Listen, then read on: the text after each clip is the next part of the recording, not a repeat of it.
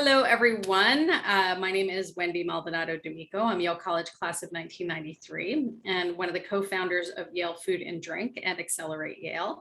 We're very pleased this evening to bring you a live event with Erin Armstead Wright, JE99, who is the co-founder of Striped Lion Distillery in New Jersey.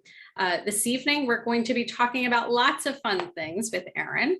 We're going to be talking about her foray into this unique industry of craft rum. We're going to be talking about what it's like to build a business like this from scratch with your own funds. We're going to be talking about the subtleties of craft rum and how to appreciate rum. Talk about a lot of other spirits and how to appreciate those. We don't hear as much about rum. So we're in for a treat with Erin, who is a total connoisseur. And then we're going to have an opportunity to mix cocktails live with her, a Daiquiri and an Old Fashioned. She will do that live. And you'll have plenty of chances to ask questions of her. This is a small group, and we are recording this session tonight and sharing it to Yale Food and Drink later. We have another guest that I'm going to let in, Brian. He is a cocktail master, so it'll be very cool to have him in here. Hold on just a second, let him join.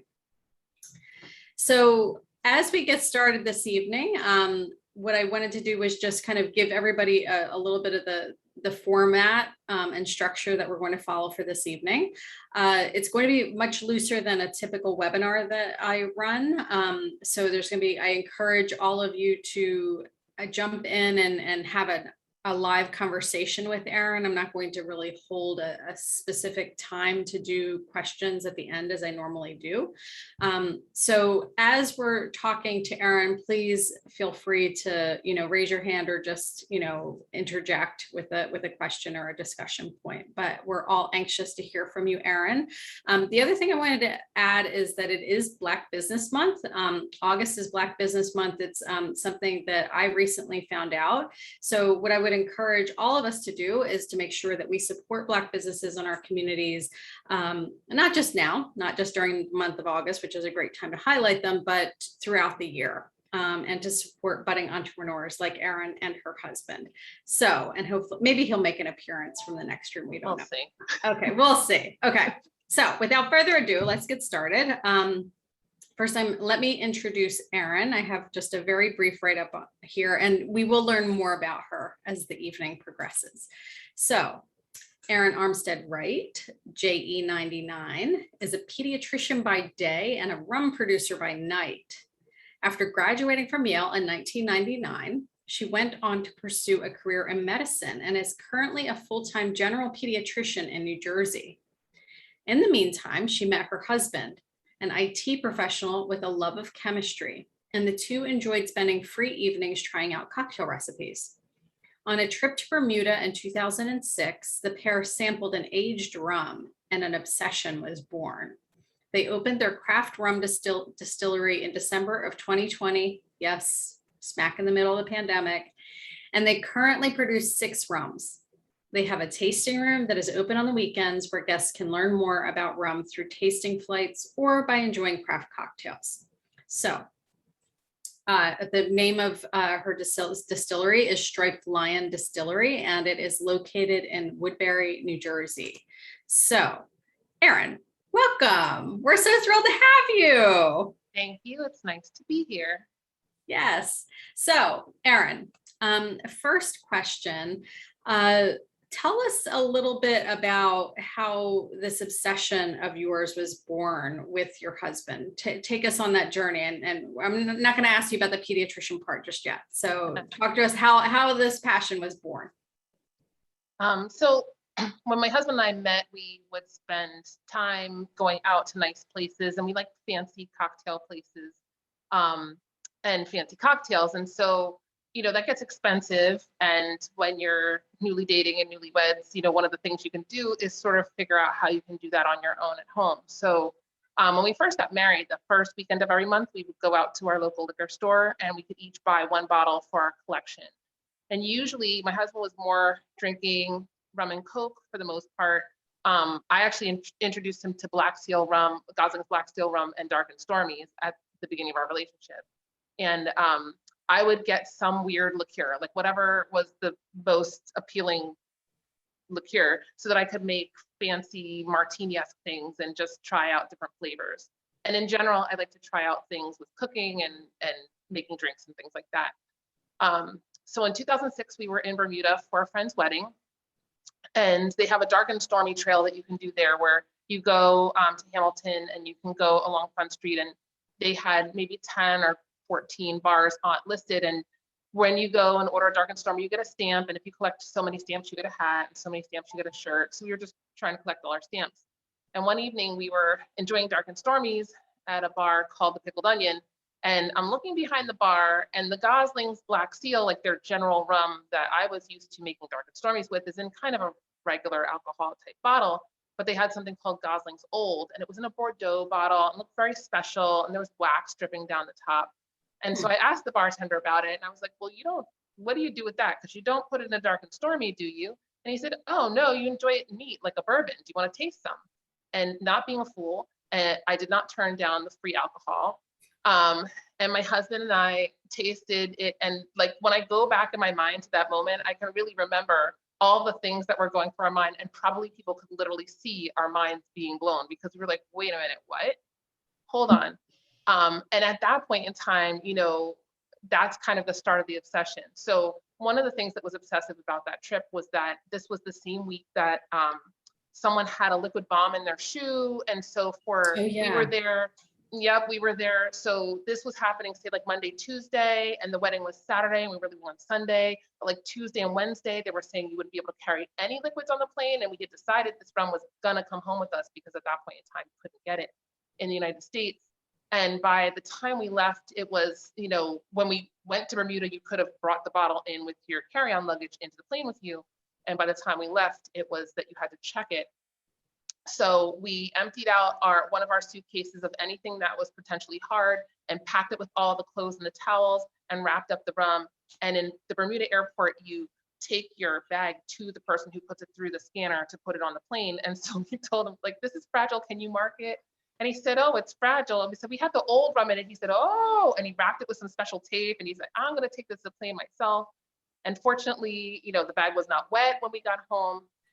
And so after we got that bottle, we really started then changing our first week of the month buying purchase to go away from our local liquor store and try to find like fancier liquor stores that would carry these aged rums. And so, little by little, we would collect them and bring them in and sort of try to figure out how we can taste them.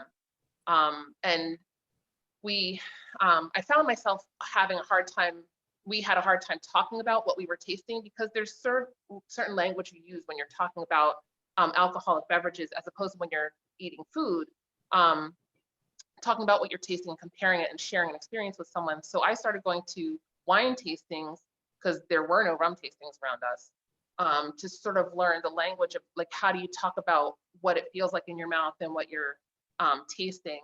And as we were doing that, we're like, there's festivals for everything. There has to be like a rum festival, right? So we Googled it, and sure enough, we found one in Miami that we had just missed that year, but it was our mission. We were going to get to it the next year, which was a great experience too. That was 2014 or 13. And we went to the Miami Rum Festival, and there were tons of brands of rum that we had never heard of, tons of seminars about rum. Everyone's talking about rum, everyone's enjoying rum, and we had like found our kindred spirits. So no pun intended. There. Yeah, that did it for us. So yeah, our current collection at home is more than 300 something bottles of rum that we have, different kinds of things from different producers, all different places, different styles of rum.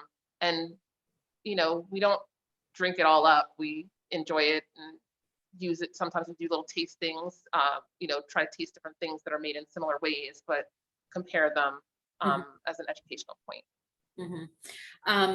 So quick question, actually, why do you think rum has not caught on as sort of a specialty spirit in the way that some other, like bourbon or some other spirits have?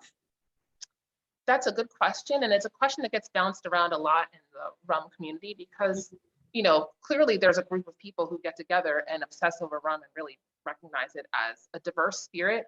It's very interesting. I mean, I'm biased probably, but I think it's a lot more interesting than some bourbons and things like that, because it's got terroir to it to some degree, especially there are rums that are made with fresh sugar cane, and when you make it with a fresh sugar cane, you can taste terroir in the rums, and all the decision points you make a difference in your end spirit. And that's the same for any spirit, but especially in the United States, rum has a very narrow set of rules and a lot of different things that you can do with it. So there's a lot of opportunity for any given producer to really put their own spin on it and experiment with it and have fun with it.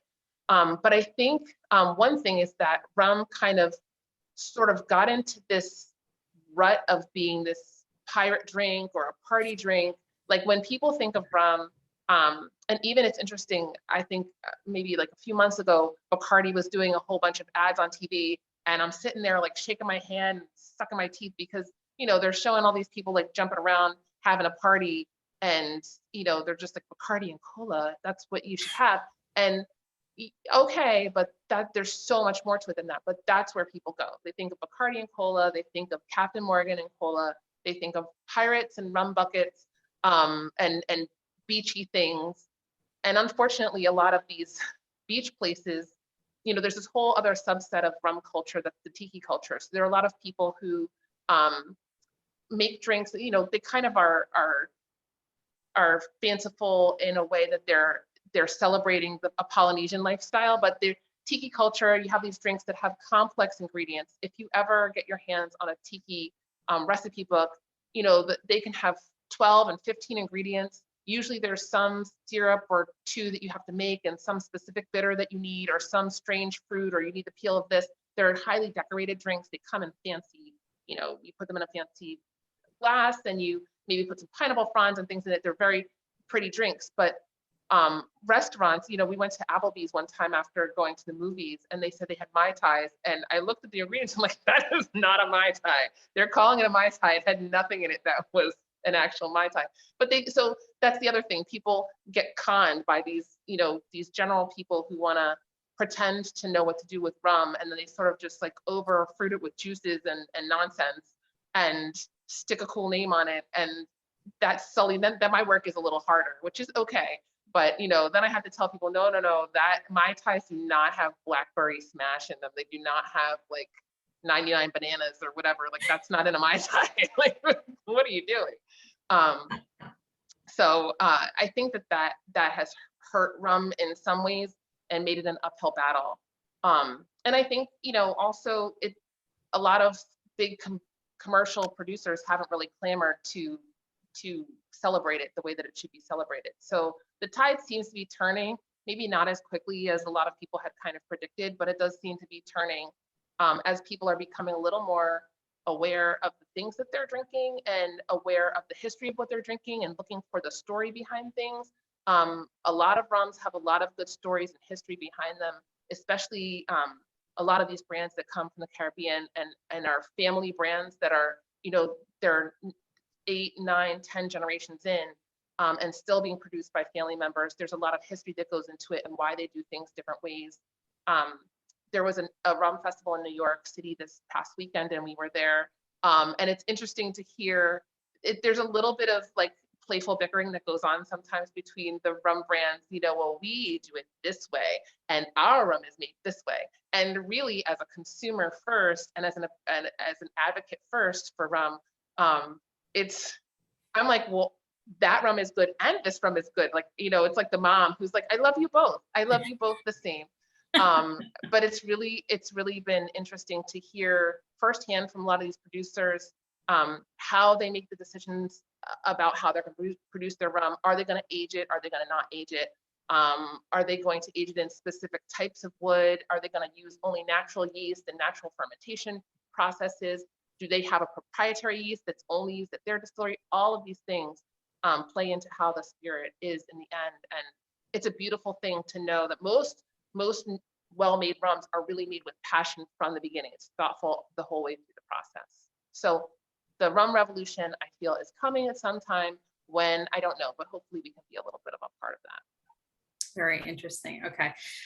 Just as a quick side note, I think tequila has a similar story. It's seen as this party drink that you just throw into a margarita. But when I remember the first time I had a fine tequila, and it was literally like, oh my God, my head just exploded. It was so smooth. It was so beautiful, right? There was no reason to mix it with anything, right? So going back to rum, I would love to, that you've talked about tiki culture, so that we will come back to. We will also come back to the story of rum and the families who make it in the Caribbean. I've lived in the Caribbean, and I've enjoyed many rums from different places throughout the West Indies. So I totally get what you're saying. There's a coconut rum from Jamaica that I wish that I had been able to bring back, right? But I couldn't because of regulations. So anyway, let's take a leap and talk about starting the distillery, because it's one thing to be passionate and have a collection of 300 bottles of rum between you and your husband. It's a whole other thing to take this leap into starting your own distillery. So talk to us about that decision and what it took to get to where you are today. So admittedly, at this point in time in my life, I look back on like when we were talking about it, and I was like, this is really, it really was the most harebrained idea. You know, it's not something that, you know, would really stand up to scrutiny by, like, you know, your parents saying like, yeah, that sounds like a good thing that you can do. But my husband's very much into chemistry, and he's smart. I don't like to admit that in front of his face, because then, you know, but he's very smart at this. And so as we were going to these rum festivals, and, you know, there are the big producers, but there were some small producers there too, some craft producers, and we're tasting the rums that they're making and talking to them. And, you know, my husband's like, I could totally do this. I remember distilling from chemistry class. It was my favorite part. It's really not that hard to do it. Da, da, da, da, da. You just need to make sure of X, Y, and Z things. And we're talking with the distillers. Some of them are like, yeah, come. You know, one of them, the craft distillery, is like 40 minutes from where the festival was. So we had some time between when the festival ended and when our and the next day we were catching our plane. So we went up and hung out with them, see their equipment. Yeah, this is what you need. You need this, you need that, you can do this. And as we're doing it, my husband's like, yeah, I could do this. I could do this. And I'm like, I mean, I could see us doing some of these things. And I guess if you could do this part, then I could do that part. And so, you know, that kind of planted this little seed in our head. So for probably a year or two, we had this little running joke we'd make, like whenever one of us got fed up with something at work or things were really stressful, we're like, we should just move to insert name of island here, because it was usually somewhere, like we'd say Bermuda, but there's really not a whole big place to put a sugarcane field in Bermuda. So like somewhere else, maybe Barbados, maybe Aruba, like maybe. And we're gonna grow sugarcane and we're gonna make rum. Yeah, we're just gonna go do that. Let's just get a hut somewhere and make some rum. So one of the limiting factors for us to even think about really making that a reality at that time was that in order to operate a distillery, you need to have two permits. You need to have a permit from the federal government, which is your distilled spirits plant permit. And that basically says, you know, you have, you know, shown us on paper at least that you have some inkling as to how to make alcohol, and you agree that you'll pay the taxes that you're supposed to pay, et cetera. And we've vetted that the place you're gonna put this distillery is not like, you know, the second floor of an apartment building or something where you're gonna potentially harm other people, et cetera. And then once you have the federal permit, you also need to satisfy whatever your state ordinance is. And the states all have their own specific permits for the licensure for craft, for distilling. You know, so at that point in time, there was only one distillery license available in the state of New Jersey, and that was plenary, meaning you can make as much alcohol as you want to. You know, there was only one who held it, and that's Laird, who makes Applejack. But you had to pay, it's like $12,500 a year for that license. And so that's great if you can make enough alcohol to make that worthwhile. But for someone looking to operate on a craft level and a small production level, that's really astronomically ridiculous. And so it was really just sort of this thing we would say to each other. And then one day I was in our local liquor store, which, by the way, I used to just sort of bring bottles in my book bag from my home collection that I thought they should have, and find the wine buyer and be like, here, can I help?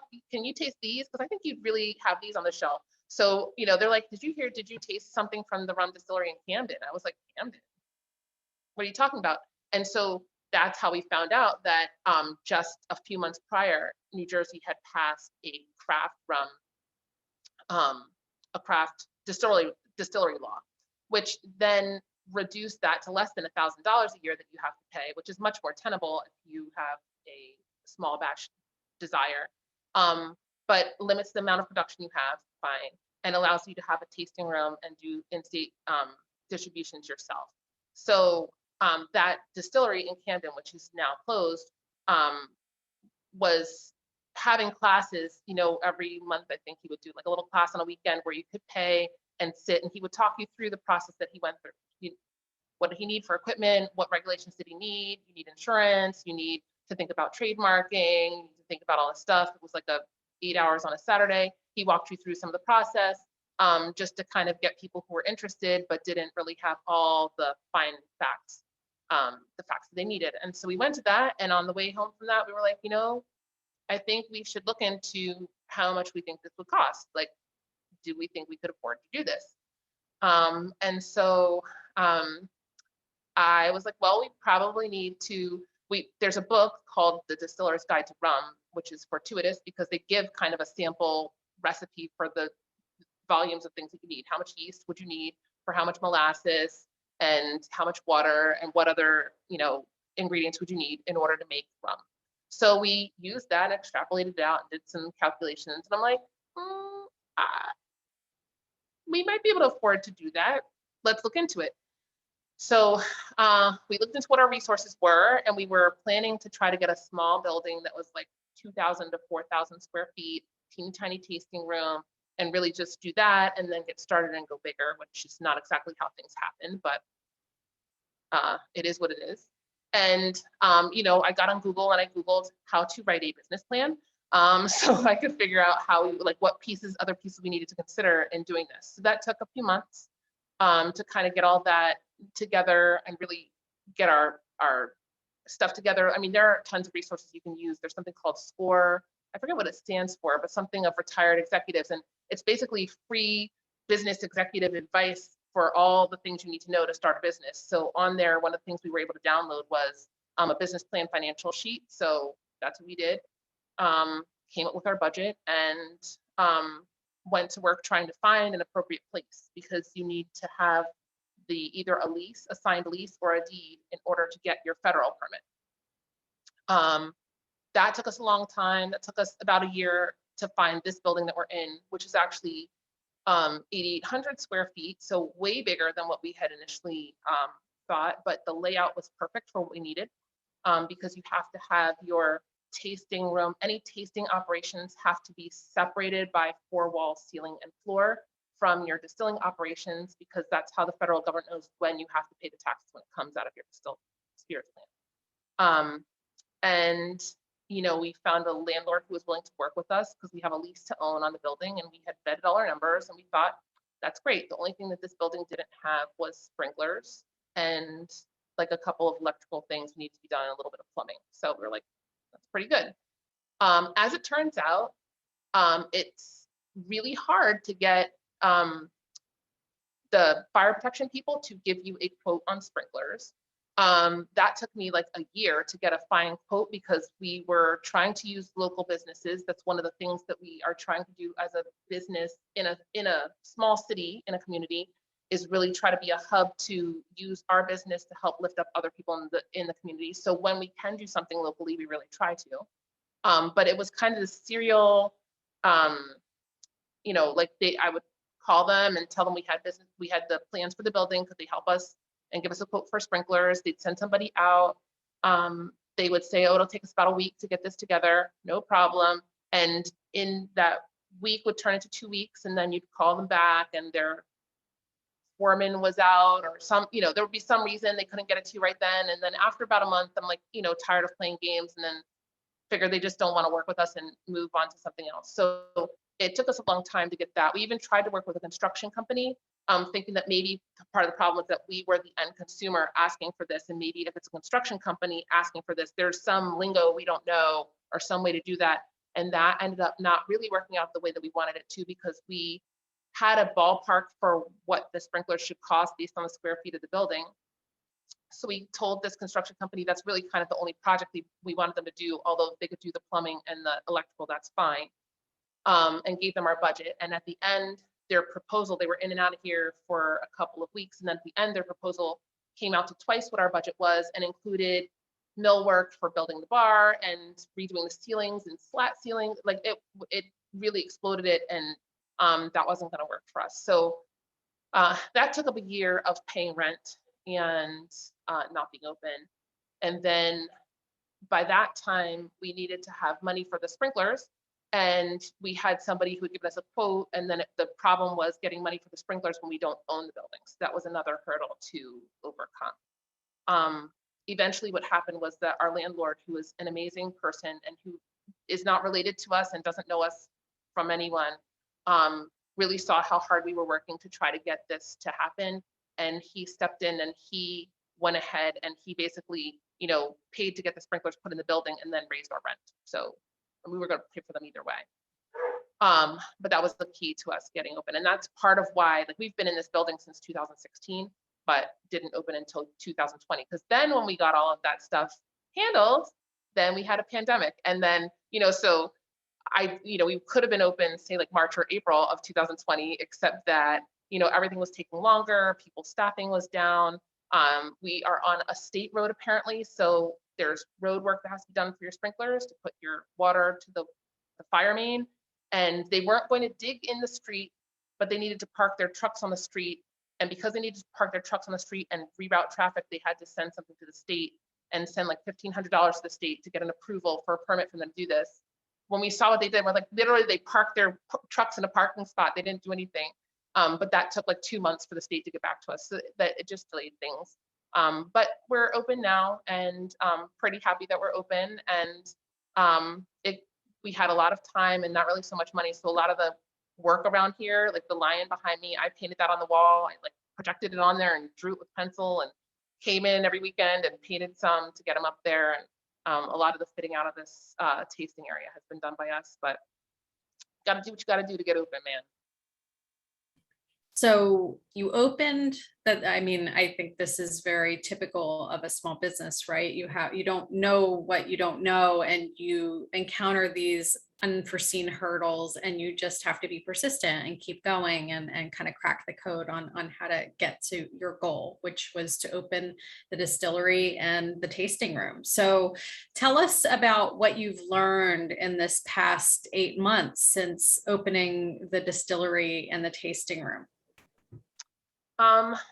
Well, we've encountered, so one thing that we really didn't have built into our plans, and I guess sometimes I think to myself, like, do I think that this is something we should have anticipated, but I don't know that it was that because of the pandemic, I think everyone in every business has had some sort of supply chain issue. So, our initial plan was to get open, but then, really try to get our bottles in most of the stores in our local area, like within the county and the adjacent counties, pretty quickly, just so that, people come. We knew, so both of us still work our day jobs, and we knew that we would only be open on the weekends. But that's great, because then if people want to buy a bottle of our rum and it's not the weekend, or they don't happen to be here, they can pick it up elsewhere. But in January, when we tried to reorder bottles, the bottle manufacturer told us that they were back ordered until March, and we had enough bottles to kind of get us till then. But then they contacted us in mid-March and said, oh, it's going to be the end of May. No, it's going to be the end of April. And then they moved it to the end of May, which finally we do have bottles, but we ended up having to kind of roll and pivot with that and buy smaller bottles, which was a huge undertaking and very expensive because, smaller bottles require smaller labels. So we had to, everything had to be repurchase. We didn't have to repay for the artwork, but we had to pay to get, 6 new labels printed and 6 new strappy things for the top printed, and a different size bottles and different size corks. Like, you can't reuse any of the stuff. And as it turns out, the smaller bottles, our labeler, we have a tapered bottle. So our labeler has all these little adjustments on it that you don't really want to move. But there's no way to really make it roll the labels. So the small ones, I just label it by hand. But we've learned a lot about having to try to foresee what our second and third options are for sourcing the things that we need, from the molasses to the yeast to the bottles. So now we have a little bit better idea of how to do that.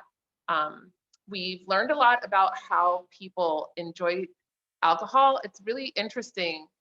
So a lot of people come in and they will just sort of look at our menu and choose things off the menu. But every once in a while, we'll have someone come in who wants to try to create their own drink off the menu. And that usually doesn't go well for them. So we kind of we've tried to take away some of those options that we kind of had in the past. People were trying to add syrups to drinks that don't really need extra syrups in them, or someone once came in and ordered a mojito with no sugar, and we asked her, we do have stevia, so if someone is conscious of their sugar consumption, we can use stevia. It doesn't taste exactly the same, but it tastes pretty good, because the grassy notes in the stevia go with the rum well. And she said no, she didn't want any sweetener. She just wanted the mojito with no sugar. And I was like, okay. And then she didn't like that. It was too sour, of course. And so she ordered cranberry juice to put in. I'm like, that's not going to fix the issue. It was just really, so we're like, you know what? If we don't really do things off the menu here, that was a decision we had to make. So it's interesting, because you never know what kind of decision points are going to come up in your business that you have to kind of decide how you're gonna deal with it. And we've learned that it's really hard to keep a business alive, especially when it's hard to tell what the traffic flow is going to be. We live in New Jersey, so here in this area we live in, most people go off to the shore on the weekends, but we're open on the weekends. So typically the summer would be a time you think people are drinking more, but we've had some really, really busy weekends and some not so busy weekends. So it's really, it will be interesting to see over the years if that's a pattern that goes on forever, or if part of it's COVID related. We don't know. What I'd love to have you, so the next thing is I'd love to have you tell us about the rums that you make, and what you love about them, and then show us mixing a couple of cocktails of your choice. So, and in the meantime, I also would invite those of you who are here to ask Erin any questions you might have so far. I have 1,001 questions, but I don't want to monopolize Erin either. So, so Erin, why don't you, while the rest of you think of some questions, why don't we let Erin tell us about her rums? I will take you into the tasting room. Awesome. Without tripping on wires. Okay. Yes, that's the key, is to not trip on things. We're going into the tasting room. I can't wait. Yay. Oh, look how beautiful it is. So I will put one of the bottles up. So these are our 6 expressions. Okay. So most of them look the same as each other. When we give people, some people can do a tasting, they can get a tasting plate and a paddle, and we always give them a little list of what's on there, because there's all clear stuff once you taste it. Okay, hold on, Erin. We're having a little trouble hearing you. Ooh, okay. I wonder if you need to bring your computer a little closer. I'm using this little, did it turn off? Can you hear me at all? Yes, that's really good. That's really clear now. This is better? Okay. Yeah. I think maybe this thing needs to be closer. It might be, okay. Put this one here. So this aged one, we did not make ourselves. Okay. Aged blend, what we did was we knew kind of the taste profile that we wanted to express to people who are new to rum, who maybe haven't tasted an aged rum before, so they could understand where we're coming from and where we're going eventually. We do have some rum that we produce that we put in barrels in the back, but of course that's gonna take time. So we blended from our own collection some rums that kind of met that expression, and we worked in conjunction with a company called Rum Central in Texas, and they specialize in rum sourcing. So you can send them a blend, and then they help to recreate that blend. So this is a blend of 4 different rums. There are 3 rums that are 10 years old. They're from Panama, Dominican Republic, and Jamaica. And then there's a 4-year-old domestic rum. They don't disclose to us which distilleries they're from. And to conform with state guidelines, we have to do something to change it on site before we bottle it up. So that gets sent to us like that. And then this is the cognac cask finish. So we pump it into a cognac barrel and let it rest there for a few months and pick up some cognac notes before we bottle it up. So this is our rum collector's reserve. What a beautiful color. Look at that. And then these other ones are all made here on site. So 5 of our rums are made here on site. The 2 over here are unaged, unflavored rums. Well, all of them are unaged here, but these are unflavored rums. We have one that we bottle at 80 proof. That's actually a blend of 2 different distillates using 2 different yeasts. So the yeast strain that you use will, because the yeast interact differently and stress differently depending during the fermentation process, your end spirit will taste a little bit different depending on the yeast that you use. So we use 2 different distillates that are using 2 different yeasts, and then we blend them. That gives our unaged, unflavored rum more of a complex flavor without us having to pull in. There's some things people do sometimes, they lead in some of the tails. So there are some chemicals that come off at the end of the distillation process, a little bit after you get the ethanol, which is the alcohol that you drink. And tails have a funny taste to me if they're unaged. That the purpose of leaving tails in is really, that's what you want to do if you're going to age something, because those are the chemicals that interact with the wood well. That's where, when you have something aged, the tails portion contains a lot of the chemicals that are volatile enough to give you the vanilla flavors and the caramel flavors and all those complex flavors when you have an aged spirit. What some producers will do with their unaged rum is they'll try to leave some of the tails in to give it a complex flavor, because otherwise it just tastes like rum, like kind of flavor comes and goes quickly, almost like it doesn't have a finish. But we got complex flavor by using 2 different yeast strains. This is actually our overproof. So we have one that we released at 60%, so that's 120 proof. And that one is just one of the yeast strains, but it's a nice, bold rum, and it's great in cocktails. I like to mix it with grapefruit soda. With what soda? Grapefruit soda. I bet that's really good. I love grapefruit soda. Yeah, I got the idea because in Jamaica they drink something called Ray and Ting, and it's Ray and Nephew Love Ting. rum, which is 63%, and then Ting, which is grapefruit soda. And I have found Ting now, but I couldn't before. But I was like, I better overproof would taste good with grapefruit soda. So I actually use Q grapefruit soda at home usually and mix the overproof with that. And then it's really difficult to not drink more than one. Like you have to be like, you just drank, just do it. So this is we call this the pot still rum. It talks about how it's made. Pot distillation is, you ferment your yeast and your molasses and your water, and then when the yeasts are done doing what they're going to do, you have a very low alcohol percent liquid, and you put that in a still, and the still basically concentrates those flavors for you. You can do something called column distillation, where you really stretch out the flavor and really narrow what chemicals you're taking. So those tend to have a very clean flavor and very kind of straight lines to their flavor.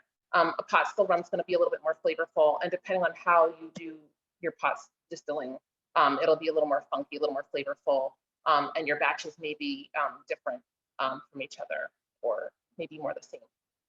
And then we have 3 flavors. So one thing that's special about our flavored rums is we are using the natural ingredient to flavor it. When you create an alcohol product and you want to create a label, it's all well and good what you think you can put on the label, but that all has to be approved by the government. And you have to send them either the name of your spirit, or in the case of the flavors, we have to send them formula, so basically a recipe for how we make it, and then send them the wording that we want to have on the label, and they tell you whether or not that conforms to their guidelines. So our rums, I don't know if you can see this one, I'll bring it up there. So this is Striped Lion citrus rum, and we had to put rum with natural flavors on there. it was kind of a battle because they want us to call it citrus flavored rum, and it is a flavored rum. But in most cases, when you think of a flavored rum, most flavored rums are sweetened, and ours are not sweetened. We don't add any sugar to them. We kind of let them speak for themselves and let the consumer or the cocktail preparer decide how they want to sweeten it and how they want to use it. Okay. And we don't use flavoring drops. So there are companies where you can call them up. It's called natural flavor because they started off as a plant or an animal and they did some chemical magic, and then now it tastes like citrus. And that's flavor drops. But this is actually, we do vapor distillation for these. We have a gin basket on our still, and it's a little chamber with holes in it that lets the alcohol vapor run through it and pick up flavor oils off of whatever you put in there. So typical people making gin will put their juniper and their botanicals in there, and that's how you flavor some of the gins. And we're using that same technique to flavor our rums. So our citrus, we use 5 different citrus peels for that. We have a cocoa, which we use 2 different varietals of cocoa nibs for that. And then the cinnamon, which we use cinnamon sticks. So we're really trying to focus on, so part of it is me as the person who loves fiddling with cocktails to try to make spirits that are clean and taste good, but where the flavors are pure. And so you can do so much more with a pure flavor than with flavor drops, because if you use artificial flavorings, even if they're natural flavors, you can sometimes taste the artificialness of them. It carries over into your drink. Strawberry is one that, if you have something that's an artificial strawberry flavor and you mix it with the wrong thing, it tastes like cough medicine. And so we are just really focusing on trying to bring spirits that are made clearly. I won't show you the back of the label because I know you guys can't see it very well, but the back of our label is very explicit about what we do to flavor our rums. And we've decided that one of our tenets will be transparency in labeling. So we're planning to make some liqueurs. In order to make a liqueur, you have to add sugar to it or sweetener of some sort. But when we add a sweetener, we will say that it's there and what was used and how much is there. We will tell people there may be some flavors that we really have our heart set on coming up with, and we can't do it without using an artificially procured flavor, and we will let people know that as well. Just trying to make sure that people understand that we think it's important that as a consumer, you have as much information at your disposal as you can have. So those are the rums. And are you guys ready to make cocktails? Yes, absolutely. Let's do it. So I will start with the daiquiri, and this is a coupe glass. So I'm a big fan of having nice glassware for things. At home, this is like the coupe glass for the distillery because you want to have like a certain volume, but at home my coupe glass is a little bit bigger.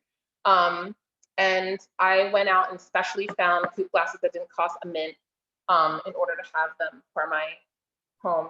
You're going to need a lime, and here we use fresh fruit because that's what we feel like you should do. I guess I should have said you need something to cut your lime with. So I'm going to roll the lime so that the juice kind of comes out well, because if you don't roll the lime, sometimes it's stingy with the juice, and we don't want it to be stingy.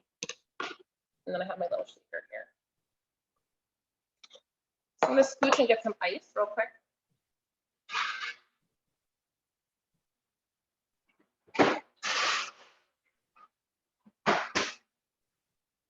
But you can put the ice in the glass, and it kind of helps to just chill the glass for you.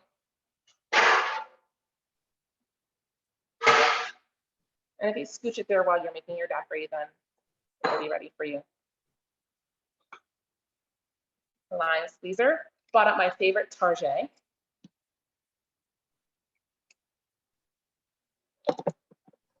Just 1 lime half? 1 lime half. Yep. Okay. And you can see how, you make 1 daiquiri, you feel like you should make a second one, because that's a very lonely looking little lime half there. So usually at home, if I'm making a daiquiri, I'm making it with enough time that I can enjoy 2, because then I start to feel sad about the lime half that's not consumed. And simple syrup is just like it says, it's simple. So we make it here. I make it with sugar and water. So simple syrup is just 1-to-1 sugar to water. However many cups of sugar you use that many cups of water.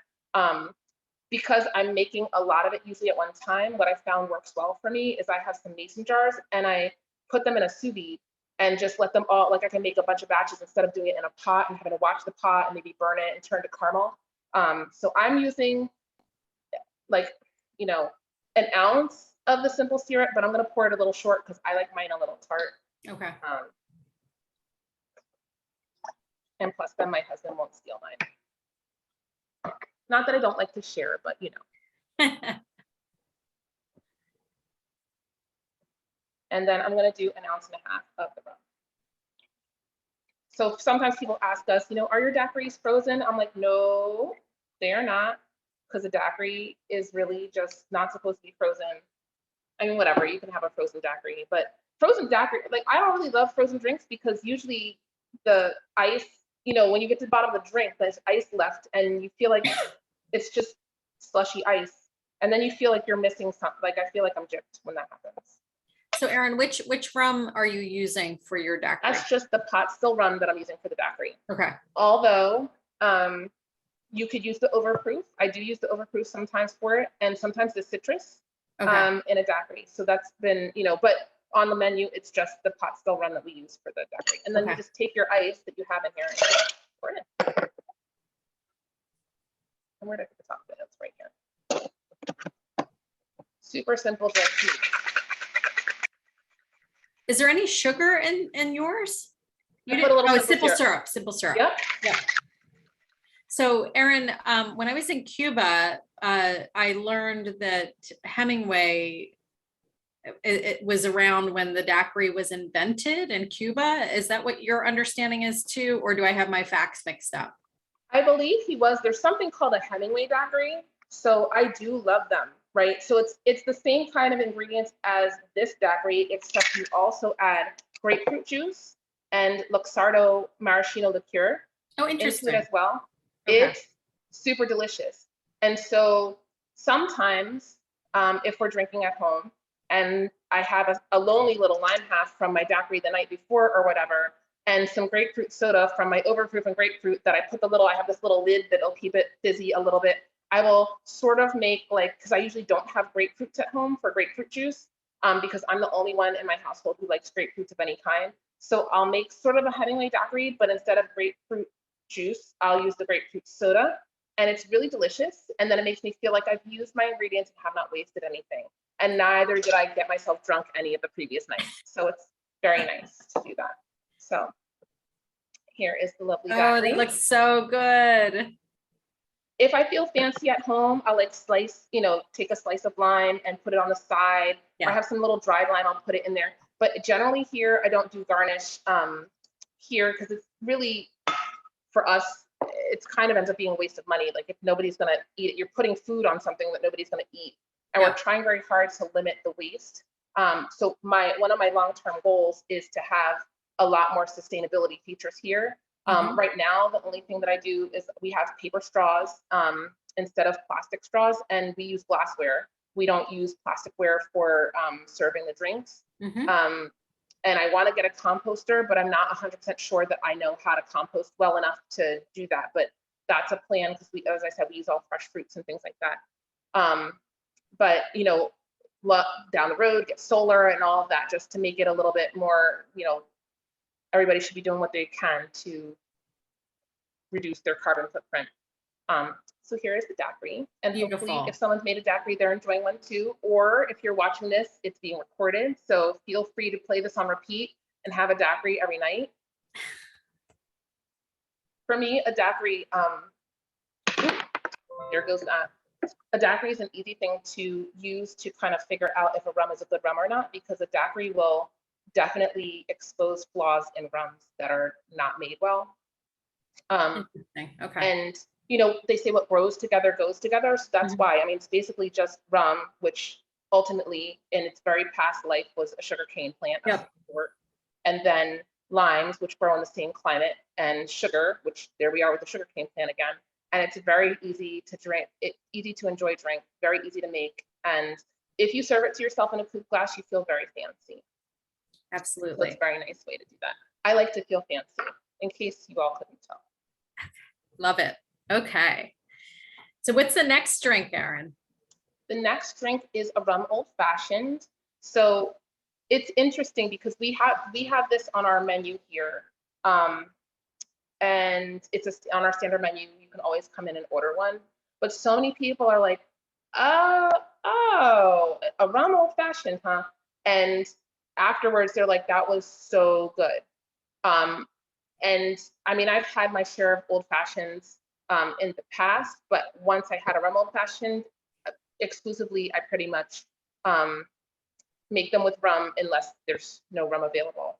And a silly story is, so I am have become over time a little bit of a cocktail snob in a nice way though. Like I usually, when I'm out, if I'm not someplace that's fancy with their cocktails, I usually won't order a cocktail. If I'm gonna drink something, I'll have a glass of wine, or I might have something neat, but I don't like it when people put cocktails on the menu that aren't the cocktail that they are, or when they don't know how to make it properly. I'd rather not. Like, you're spending more money if you go out and someone's making you the drink. So I'd rather just make my drink at home. So we were at a fancy wedding that had an open bar, and I ordered an old fashioned with whatever bourbon they had back there. And as we're standing there, the gentleman gets a glass and he puts some sugar in the glass. And I was like, he doesn't have simple syrup. I'm like, well, maybe he doesn't have simple syrup. Okay, we'll see where this goes. And he puts in the bitters. And I'm like, okay. And he pours in the bourbon. And that's where you're supposed to stop. Mm-hmm. That's it. He then proceeds to get a maraschino cherry and puts that in. And I'm like, what is he doing?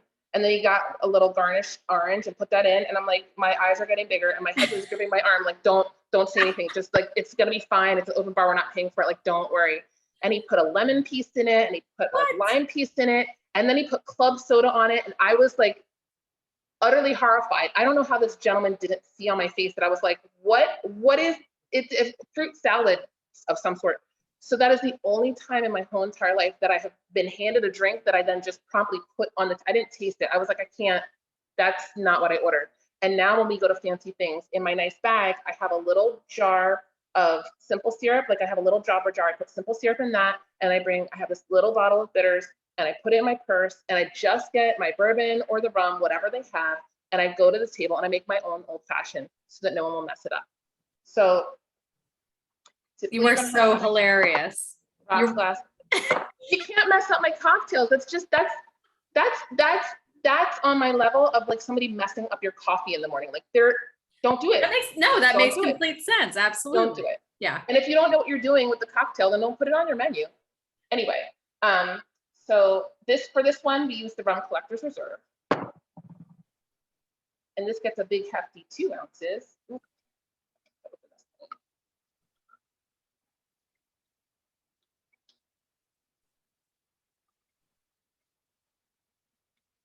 And an old fashioned is also very simple. So I didn't want to do anything super complex today, because we can get fancy with cocktails, and I do like to get fancy with cocktails, but this is not the time or place. So you're using the aged rum for this? Yes, the aged rum. Typically, if you're going to make an old fashioned, you'd like to use an aged spirit, because it's going to hold up a little bit better with your bitters and your other things. Although I like to play around with the bitters. So the fun of an old fashioned is it's just usually your aged spirit, simple syrup, bitters, and then the essence of orange is usually in a standard, a classic one. But you can fill around with the bitters, and there are tons of bitters. So if you are kind of interested in doing something like some little fun thing, go to your liquor store and look and find their bitters aisle. And I mean, the typical thing you'll see is the Angostura Bitters, and this is what we'll use today. Because you can literally get this at your local grocery store. So I know everybody can get that, but there are tons of companies that make basically craft bitters with all sorts of different bitters. Are just like tinctures. You use alcohol and you extract the heck out of the flavors of all sorts of things and botanicals. They are alcoholic, but they are non-potable, and there's actually a way to send a sample to the government and have them declare them non-potable, meaning someone will not like open up a bottle of what most people would not. I guess you can't put anything past everyone, but would not open up a bottle of Angostura Bitters and like pour it into a glass and drink it. You wouldn't do that. So once they declare that, you can actually sell it in a non-liquor store. So you can sell it in a grocery store or what have you. So there's tons of places where you can find bitters. Bitterman's is a brand, Scrappy's is a brand that you can find often other places, but it's really fun to play with the bitters and try to fiddle with the bitters and spirits. And I actually fiddle with bitters, so we will have bitters here once I get the production of it to happen the same way multiple times. But I actually have done an old fashioned where I used half this, the aged rum, and half cocoa rum. And then I used a chocolate and cherry bitters in that. What? And that was pretty good. Whoa, I bet that's really good. So just a little bit of simple syrup. I'm gonna use a bar spoon. Okay. So we got the 2 ounces of your spirit, simple syrup. Angostura bitters like to go everywhere. They are unruly. I know that this is not why, but I like to tell myself that's why every time you see a bottle of Angostura, like the label looks a little crumpled on the top. I think the story is that the first time they labeled it, they misordered stuff and they're like, just put it on there, and that became their signature. But it is kind of unruly getting it out of the bottle. So I put in like 2 shakes. But you'll see 2 shakes is like 2.5 or 1.5 or whatever it wants to be. And then, you know, if you go somewhere and get an old fashioned, sometimes they put rocks of ice in there.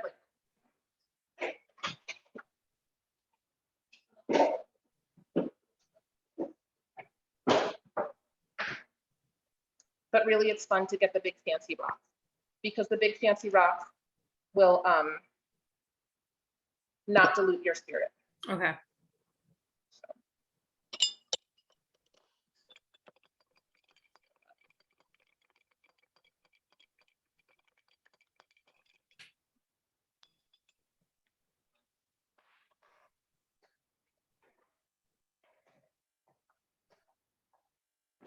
I don't think I've ever had an old fashioned. So now you've totally piqued my curiosity. I'll have to order. It is a nice fancy drink to have because it's very spirit forward. So you're gonna taste whatever the spirit is, but the bitters you put in it really play with the spirit. And I like drinking things that have bitters in them because I feel like the layers of flavor in something that's that intensely made, sort of every sip is a little different than the sip you had before. It's almost like drinking a complex wine over the course of an evening. Like, you know, the first couple sips you have, you're like, oh, I taste XYZ. And then you're like, wait a minute, now it's changed to something else. And you're supposed to use orange essence. If you're gonna use a peeler, make sure you do a Y peeler like this one, because if you use the ones where you hold them on the side, it's gonna be a hot mess. Okay. Or you can do this. I'm gonna try to be fancy, but sometimes I can do it and sometimes I can't. And you So really like want to a try nice to just get fat. You want a piece of peel and you want to get not so much of the pith, because you want the oils, but you don't want like the sour, nasty. Got it. Okay. So here's my little piece of orange that I got. Yep. And I'm not going to be able to get you guys to see this, but you squeeze your orange in half like this. Yeah. Over it to get the orange oils to come out. Okay. Kind of rub it around the glass so that it, as people are drinking it, you get the effervescence and you get the essence of the orange in your drink. And this is a very nice fancy thing. And I bet this is how I can get my husband to come on camera. Hold on. Okay, sure.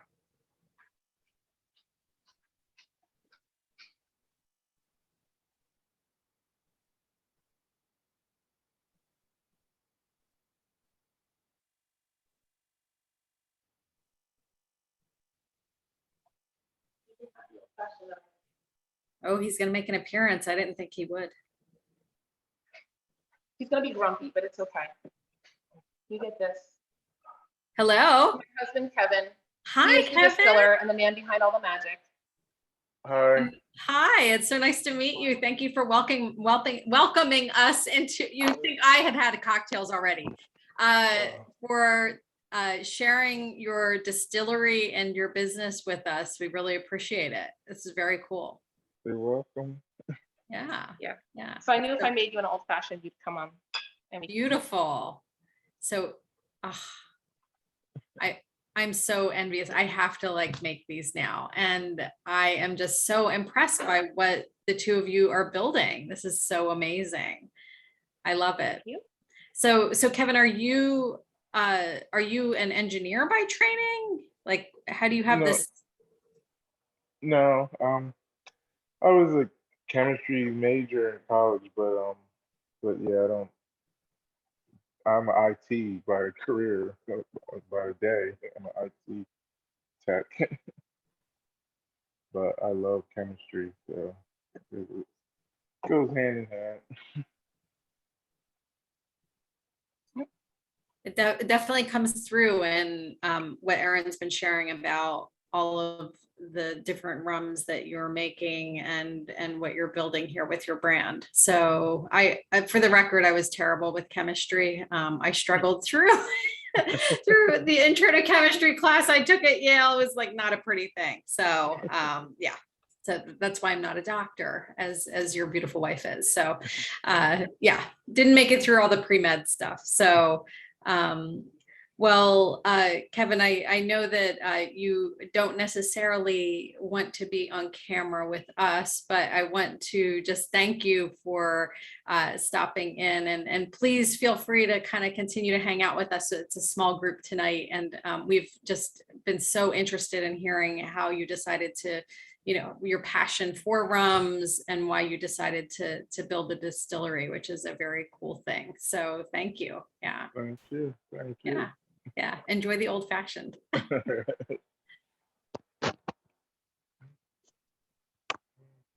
So what I'd like to do now is I'd like to open the floor for questions. Do you guys have questions for Erin? And if you guys have to go, Kristen, I see that you have a question. We are past time, so if you need to hop out, that's perfectly fine. I will post the recording to the group tomorrow. Kristen, do you have a question? Yes. I actually was lucky enough to do a chocolate tasting with Erin during the pandemic, which is a real high point. And I was wondering, Erin, how else you develop your palate? Because I felt like when we were doing that tasting, you could really detect so many different notes. And I was just wondering how you continue to work on developing that and choosing how to develop your cocktails and get ideas for them. I know you had the Mandalorian one. That was one that looked really very creative. Just how you get ideas. So for the palette, I actually try very hard at least once a week to have one thing that I do to try to, I call it it's like eating mindfully, but it's a little more than that. So one of the things is that you can't really express things that you haven't tasted. You can't recognize taste and smells that you haven't experienced. And the further away you get from your experience for them, sometimes your memory of them changes. So a lot of rums have a lot of notes that are similar to notes you might find in chocolates or in spices and in spiced like cookies and things like that. So sometimes I'll do something like make a batch of sugar cookies, but add allspice to it, or add cinnamon to it, or add nutmeg to it. So I can really like sort of remind myself like what that specific flavor is. Sometimes I go to the farmer's market and try to find like the weird fruits that I haven't had a lot of to try to remind myself, because there's a lot of tropical fruit notes in rums. And if you are far removed from having mango or guava or something like that, it's hard to pick up those flavors. So I try to make sure that I'm tasting those things, and like kind of, it's a little weird, but I'm a little weird. I go like, I'll have the mango and I'll say, okay, we're gonna have mango. Got it, brain? We're gonna have mango. We're gonna have mango. So I smell the mango and I put it in my mouth and taste it. This is what mango tastes like. This is the mango. Do you taste that? That's mango. And kind of like just say it to my mind to sort of try to like get it stuck in there, because that way the next time I taste that, I'm like, oh, that's mango. Because I find it frustrating. Sometimes this still will happen. I'll be tasting something. It happens with white wine more than I would like it to, where I'll taste something and I'm like, and I can't put my tongue on the word for what it is that I'm tasting. And then also doing tasting experiences with friends. So as we're sort of hopefully getting a little more social and trying to come out of the pandemic, if you can eat with other friends who appreciate food and flavors, it's nice because you taste things and people be like, "Ooh, I taste a little bit of XYZ in that," and you'll say, "Oh, do you?" And then you taste it again with that in mind and try to see, do you pick up the same thing that they pick up? One thing that I really like, so the local, the wine store that's closest to, well, not closest to my house anymore, they both went closer, but the one that I go to still, and was the closest one we moved in, Their wine tastings are interesting because a lot of times you go into a liquor store and their wine tasting is, they're like, here, we have wine, you want some? Do you like it? And off it goes.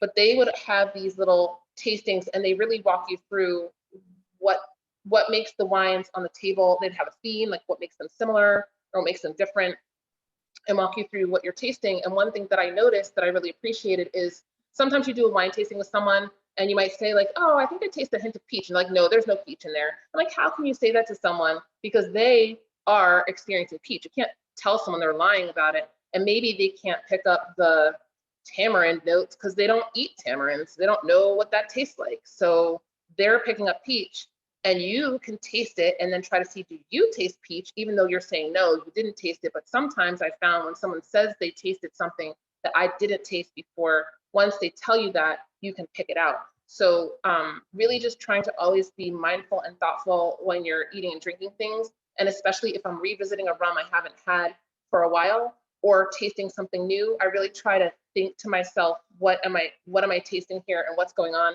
And then the trick for me really is when you're tasting something, usually there's layers of flavor. So once you've identified, say, cinnamon, you kind of have to like delete it, like, taste behind it. And that's a little bit challenging to do. But eating and drinking is really fun, and it's great to do with friends, and it's great to do with people who can talk to you about it. So I think the more you do that, the better your palate gets. And as to the cocktail ideas, I don't know, like sometimes I have ideas. So I'm a big Star Wars fan, huge Star Wars fan. And for the month of May, I decided we were going to celebrate with Star Wars themed drinks. And I had seen somebody post like a little daiquiri that was dressed up like Yoda. And I was like, I got to do that. But I didn't want to do, theirs was like key lime. And I think they put like food color in it. And I was, again, we're trying really hard to not use artificial things if we don't have to. And I was like, there's got to be some way for me to get it to taste good and be green. So for 2 weeks, I was trying every green thing I could think of, like cucumber, simple syrup. No, that tasted fine, but it didn't turn green. And after a whole bunch of things, and then I was almost going to go to kale and spinach, and I was like, matcha, let's try matcha. So that's what we use, is a matcha simple syrup. And then I pulled out my arts and crafts hat because I do like arts and crafts, and came up with a way to fold cocktail napkins because they had some little burlap thing on this guy. So we folded up some cocktail napkins, and I found a blue, I can probably pull up a picture and maybe show you guys, I don't know. But I folded up some napkins and then used some lime pieces for his ears. And they had used olives, which in my mind do not at all belong in any kind of way with rum. But let's see, I don't know if you guys can see my little, there was my little guy. Cute. That's super cute. What did you use? Blueberries? I used black grapes. Black grapes. Yep. Very smart. You have to post that picture to the group. We would love that. Well, yeah. So I try to do themes, like we're trying to celebrate National Rum Day, but as I said, it's really hard to make some of my favorite rum kind of tiki cocktails because we can't use a lot of the liqueurs because we don't make them here. And one of my favorite tiki drinks is called 3 Dots and a Dash. But you need falernum. We don't have falernum, and you need to have allspice bran, which is like an allspice liqueur. We don't have that. Falernum's like a spicy and sometimes a little limey, little almondy simple syrup. So I just made like and you need to have honey simple syrup, which we can make that. But I ended up making a honey spiced simple syrup and sort of making a thing for it. And 3 Dots and a Dash is named 3 Dots and a Dash for the Morse code for V for victory. So I called ours 3 dots and a dot dash dot dot, which is S and L for Striped Lion, just because I was being silly. So sometimes I'm just being silly and I come up with weird ideas of what I want to do or whatever. I have ideas for a coffee-based drink to do sort of for pumpkin spice latte things. People feel very polarized by pumpkin spice latte, but I think it's worth celebrating at least for a little bit. And something with apple cider and the cinnamon rum, which I tried some recipes last weekend and they weren't working. They were not working. And I was like, why is this not working at all? And we tried all sorts of things. And then my brother, who is the bartender here, and he's been a bartender for years, he's like, did you taste the apple cider by itself? I was like, no, I didn't. and it was terrible apple cider. Oh, So yeah, okay. note to self, yeah, you got to start there. But it was the only one they had, so we'll have to make that happen. We had a lot of them, different drinks around Christmas time. We did make a coquito. We did get eggnog and put the aged rum in eggnog. I made a challah daiquiri with what did I do? It was like a pomegranate simple syrup, a pomegranate and spice simple syrup, and a daiquiri. So it was this pretty red color and really holiday looking. So it's just the whim of whatever I feel like. And then how can I express that with a drink? And then can I do it with the ingredients I have? It's usually the challenge more so than anything else. You are so creative. Holy cow. Wow. Okay. So Linda, do you have any questions for Erin? It's okay if you don't, but. I had to figure out how to unmute myself first, even after a year and a half of Zoom. I actually have not graduated to an aged rum. I'm, still in the Donku is the house rum. And until today, Erin, I had never heard the term overproof. So I wondered if you could talk about what that means and if it has a different flavor profile than a non-overproof rum. So in order for something to be a distilled spirit in the United States, it has to be at least 80 proof or 40% alcohol by volume. So the proof is just the percent alcohol by volume doubled. Why they do that, there's some long historical blather about it, but really it's just because they want to be difficult. So overproof, interestingly, you would think overproof just means it's above 40%. And typically people think of overproof being at least over 50%. 60% is definitely overproof. It just means it's higher than your 40% ABV to a significant amount. There is such a thing as gunpowder proof. So that is 100 proof or 50% alcohol by volume. And they used to, use that as a way to test if your gunpowder was correct. If it lit that on fire, then it was you had authentic gunpowder. So our overproof rum, the 60% alcohol by volume, there are a couple things about that. So a lot of countries other than the United States do not, they celebrate things that are at a higher alcohol proof by volume. So typically if you're putting something in a barrel to age it, you're gonna put it in at a higher percent alcohol by volume than the bottling strength, because the higher alcohol that you have, higher percent alcohol that you have, the more it's going to interact well with the wood to a certain extent. So most things go in the barrel at about 65, maybe 70% alcohol by volume. So a lot of overproof rums are aged and then they take them from the barrel and they just don't cut them as much. And when you proof something down, like our rums come off of the still at 80 to 90% alcohol by volume. So that's like 160 to 180 proof. Clearly you're not going to put that in a bottle.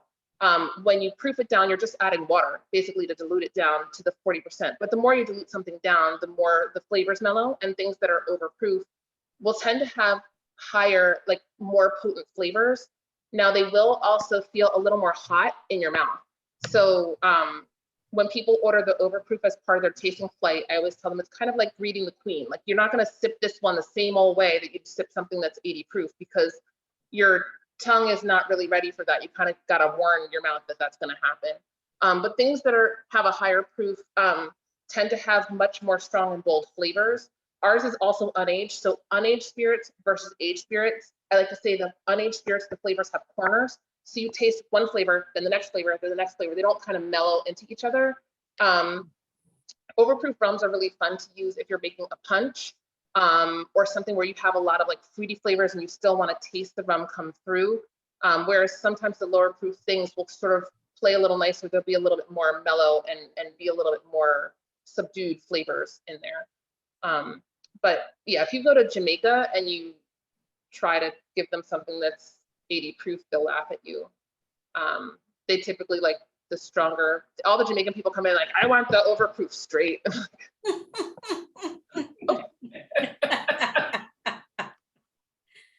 Too funny.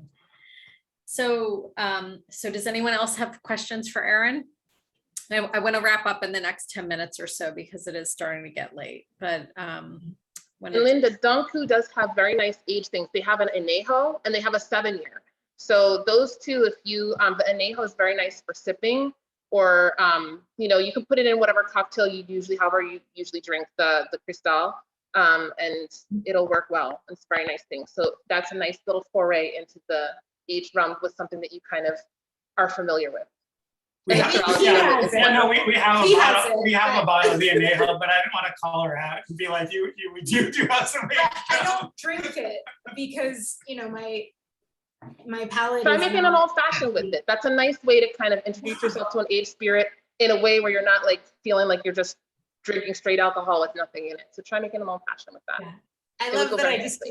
disclosed we have his and her. Rum. Like, But I think rum does get a bad rap as having like being part of very sweet drinks that don't necessarily have like a good flavor profile. So this is terrific.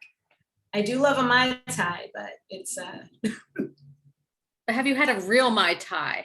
That I think actually now that Erin is describing a Mai Tai, I'm thinking I've had some sort of dreadful sweet concoction that somebody just invented that was not a Mai Tai at all. So yeah. I feel like Mai Tai is one of the most abused names for cocktails. Like people will throw stuff together, call it a Mai Tai. I'm like, nope, that's not what it is. But they're very, very delicious. You get a good one. It's rum and lime. And usually, I mean, when I make them at home, I can't do that here. But when I make them at home, I make them with a blend. So I'll use an agricole rum. So agricole rums are typically made in the French islands. You start with sugar cane, so it's got a little bit more grassy notes to it. So an aged agricole, and then an aged Jamaican rum. Jamaican rums are made in the English style, so they're made with molasses. They do a lot of using some of the back set from one fermentation to start the next fermentation, which creates a high ester profile, which creates these very bold characteristic flavors. So you do a blend of those, and then lime juice. You need some curacao, not the weird blue stuff, but you need some dried curacao, like the Don Ferran dried curacao, and orgeat, and it's delicious. yeah. Can you ship your bottles nationwide, Erin? We cannot yet. So distribution is really tricky. There are all sorts of rules. We have to abide by the rules that the state places on us and what we can do here. And then what any other state we want to be in has to say. So right now we're kind of in talks with people to try to figure out how we're going to get a distributor to get distribution. We were just on the phone. So stay tuned because hopefully we can do this sooner rather than later. There is a company called Rum Ratings that we're probably going to work with that will help us get like kits. So at least we can sell little like tasting kits.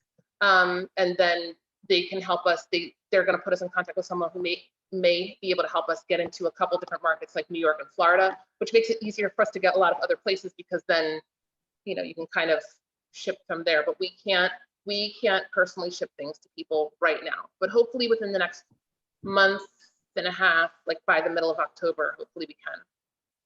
Keep us posted, Erin, because I know that people in the group would love to support your business and sample your rums, right? So that would be very cool. So please let us know about that.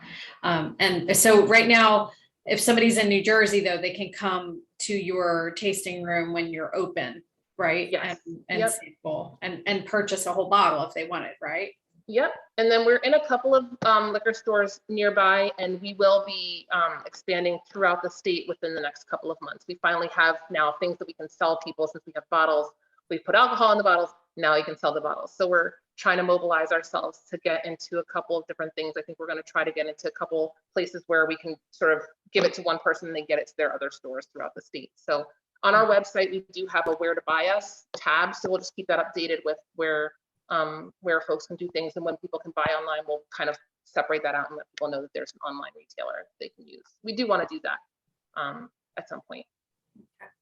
And Erin, as we wind down here, I'm interested to know what kinds of things the group could help you with as you and Kevin grow your business. So one thing that we could definitely encourage everyone to do, please, is to follow us on social media and share our posts, especially if you have family. We're very close to Philadelphia. We're about an hour and a half from New York City, but we're 15 minutes from Philadelphia. So if you find yourselves in Philadelphia, or you have friends and family in the area, or certainly anywhere in New Jersey, please encourage people to come check us out. We've gotten really great feedback from the folks who come here. We like to make it a relaxed atmosphere for people to enjoy great cocktails and good rum conversations. We even do a little tour. If in the back, we'll do a tour. There's not really a lot of walking to do, but we'll show you the equipment and sort of talk about how the rum is made. Also, if there are people who have ins to folks who are able to do online distribution and distributorships and things like that, or even people in the industry who can give us some pitfalls to avoid in terms of distributorships, that's always welcome information. And certainly if people are interested in supporting us financially, reach out, because we can always use money. But yeah, anybody who's got leads in the industry who can help us, help guide us, or folks who have done this or something similar who can reach out with pieces of advice are helpful. And also people who are involved in the cocktail world, keep an eye out for our spirits and our products and give us a try. Especially the flavored rums are pretty unique, and they're really great to use in creative ways in cocktails, and that's kind of how we intended them, for people to be able to take them and really enjoy using them in creative ways. So hopefully folks will help get our name out there, and we'll be just seeing more and more success as time goes on. Very cool. Very cool. Well, Erin, I think we should wrap it up here. It's been such a pleasure to spend time with you and learn about the craft rum business and the story of how you got into this, and to learn about your passion for rum and why it's there. I feel like I have this whole new appreciation for it, for a spirit that I actually just kind of never thought much about, beyond the amazing coconut rum that I had in Jamaica, right? But I just wanted to thank you and thank Kevin for the amazing rums he is creating behind the scenes. And maybe the next time I go back to visit my mom in Burlington, New Jersey, I will slip out and pay you and Kevin a visit. It would be amazing to be there in that beautiful tasting room in person and to sample your rums. Thank you. Well, please do come by. You are definitely welcome. We really love seeing friendly and familiar faces here. And we really love sharing our rums with everyone. Okay, excellent. And I wanted to thank everybody who attended this evening. I will be saving this recording and posting it to the group tomorrow so that people can enjoy it, and then mix drinks with Erin in real time when you view the recording. I will never look at a daiquiri the same way. Okay. And I can't wait to try an old fashioned.